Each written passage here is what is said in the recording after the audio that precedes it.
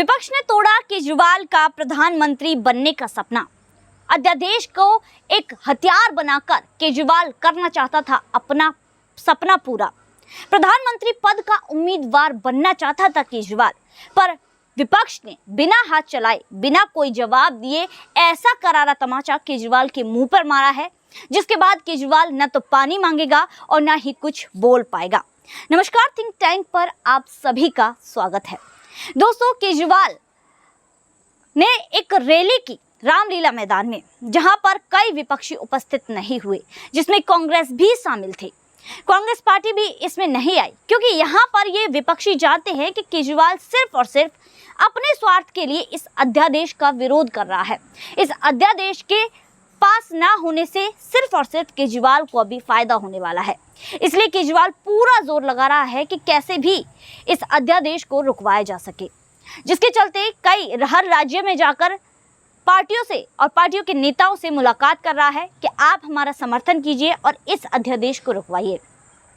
हमने देखा था कि सुप्रीम कोर्ट के फैसले के बाद किस तरह कानूनों का उल्लंघन करते हुए किस तरह केजरीवाल ने अपनी तानाशाही शुरू कर दी थी, जिसमें आईएएस अधिकारियों समेत कई बड़े अधिकारियों, आईएएस अधिकारी, आईपीएस अधिकारी, इन सभी अधिकारियों पर अत्याचार किया, उन्हें डराया, धमकाया, उनका करियर बर्बाद करने तक की भी बात केजरीवाल ने कह डाली। पर केजरीवाल की तानाशाही इतनी बढ़ गई थी, जिसके बाद केंद्र सरकार एक अध्यादेश ले आई और केजरीवाल को इतनी मिर्ची लगी, केजरीवाल के हाथ से पावर चली गई, जिसके बाद केजरीवाल पूरी तरह से बौखला गया।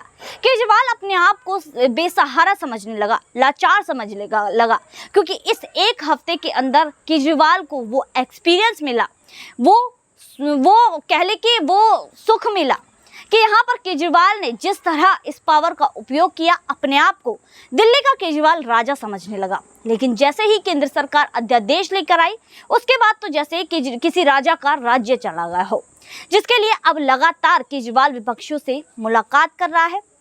अब यहाँ पर जो विपक्षी हैं वो केजरीवाल का साथ देने के लिए तैयार नहीं है, जिसमें कई सारे विपक्षी शामिल हैं। इस अध्यादेश को रुकवाने के लिए जैसे जैसे नेताओं से केजरीवाल मुलाकात कर रहा है, तो कह रहा है कि आपके राज्य में भी ये स्थिति हो सकती है, आपके राज्य में भी केंद्र सरकार अपनी मनमानी चला सकती है।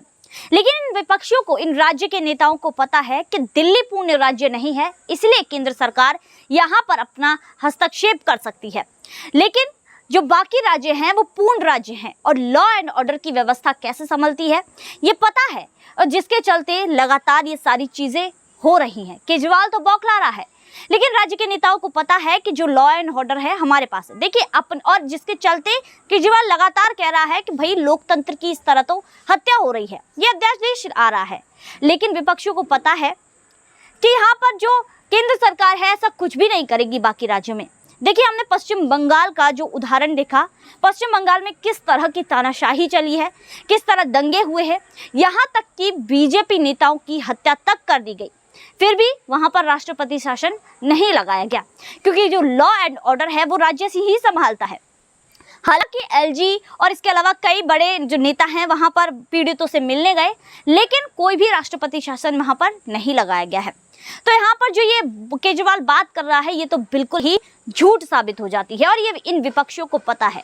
और कांग्रेसी तो सीधे तौर पर ये कह रहे हैं कि हम प्रधानमंत्री पद का उम्मीदवार, प्रधानमंत्री के पद पर केजरीवाल को कैसे देख ले, जबकि हमारे पास तो हमारे क्राउन प्रिंस राहुल गांधी, हमारे राहुल बाबा हैं, तो हम केजरीवाल का साथ बिल्कुल इसमें नहीं देंगे।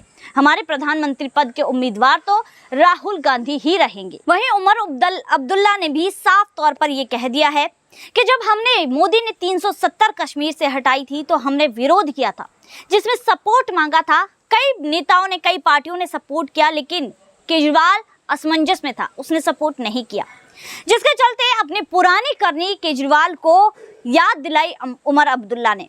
वहीं दूसरी तरफ दोस्तों, कांग्रेस ने तो कह ही दिया है कि राहुल गांधी उनके पीएम पद के उम्मीदवार हैं, जिसको लॉन्च करने के लिए वो बार बार राहुल गांधी को विदेश भेज रहे हैं।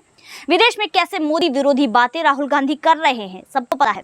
वहीं दूसरी तरफ भारत जोड़ो यात्रा भी की, तो यहाँ पर यही चीज हो रहा है। अब जहां से केजरीवाल ने अपना करियर, राजनीतिक करियर चालू किया था, यानी कि जिस रामलीला मैदान से भ्रष्टाचार के खिलाफ आंदोलन शुरू हुआ था, वहां पर जिस तरह की लिस्ट उन्होंने पढ़ी थी कि कौन कौन भ्रष्टाचारी है, जिसमें राहुल गांधी और इसके अलावा शीला दीक्षित जो कांग्रेस की नेता थी और उस वक्त दिल्ली की सीएम थी, उनके खिलाफ भी एक पूरा पर्चा निकाला और कहते थे कि मेरे पास डॉक्यूमेंट्स हैं जिसमें मैं शीला दीक्षित को भ्रष्टाचारी घोषित कर सकता हूं। अब उन्हीं नेताओं के साथ केजरीवाल इस मैदान में खड़े हुए दिखाई दे रहे हैं, यानी कि जिनको विरोध किया उनको राहुल गांधी और कांग्रेसियों को आमंत्रित कर रहे हैं कि आओ हमारे साथ खड़े हो। और भी नेता हैं जिनको इन्होंने भ्रष्टाचारी बताया था, वो इनके साथ खड़े हुए दिखाई देते हैं। लेकिन जो नेता उस समय पर इनके साथ केजरीवाल के साथ खड़े थे, वही यहाँ पर दिखाई नहीं दे रहे हैं, जिसमें अश्विनी उपाध्याय जो कि सुप्रीम कोर्ट के एक एडवोकेट हैं, वहीं दूसरी तरफ कुमार विश्वास, किरण बेदी और भी कई नेता हैं जो इनके साथ नहीं दिखाई दे रहे, और ये जिनका विरोध करते थे वही लोग इनके साथ दिखाई दे रहे हैं।